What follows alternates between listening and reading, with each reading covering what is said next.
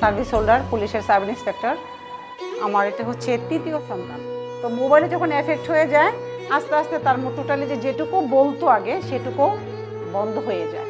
তো আমি নোটিশ করতে করতে আমার একটু লেট হয়ে গেল। আমি আসলে ভাবতেছিলাম যে আসলে কেন কথা বলছে না বা কিছু। আশপাশে মুরব্বীরা বলতেছে যে হয়তো তুমি ছোটোবেলা কম কথা বলেছো বা বাবা ছোটোবেলা কম কথা বলেছে, দেন এরকম হয়। কিছু কিছু বাচ্চারা আছে একটু স্পিচটা দেরিতেই আসে, টেনশন করো না। তো আমিও সেভাবে একটু ছিলাম।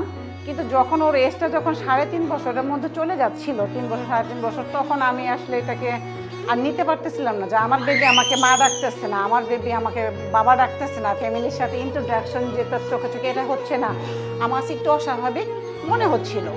তখন আমরা এই যে ওকে নিয়ে জার্নিটা শুরু করলাম। কিন্তু আমি ওকে নিয়ে যে জার্নিটা করছি, আসলে এসব স্পেশাল বেবিদের ফ্যামিলিরা, মা বাবারা খুবই কিন্তু স্ট্রাগল করে, খুব খুব ওদের পেছনে যে শ্রম দিতে হয়। এখন না হয় আমি যে যখন আমার নোটিশে আসলো জিনিসটা তখন থেকে বুঝতেছি, কিন্তু যারা প্রথমে বুঝতে পারছে, যারা আরও এতদিন থেকে এটা কেডি করে আসতেছে, খুবই স্ট্রাগল হয়। এটা আসলে বলার মতো না। এটা তো অবশ্যই সাধুবাদ জানানো উচিত, এটা একটু অবশ্যই মানুষকে সোশ্যালাইজ করা উচিত, জানানো উচিত যে এটাও একটা প্রবলেম, এটারও সলিউশন আছে। দেন এটারে বোরিং হওয়ার কিছু নাই বা এটাতে মানে কষ্টের কিছু নাই। এটা সব কিছুগুলো কিন্তু আসলে আল্লাহ প্রদত্ত, এটা মানতে হবে আপনাকে। আমরা আল্লাহকে তো ডিপেন্ড করি অবশ্যই।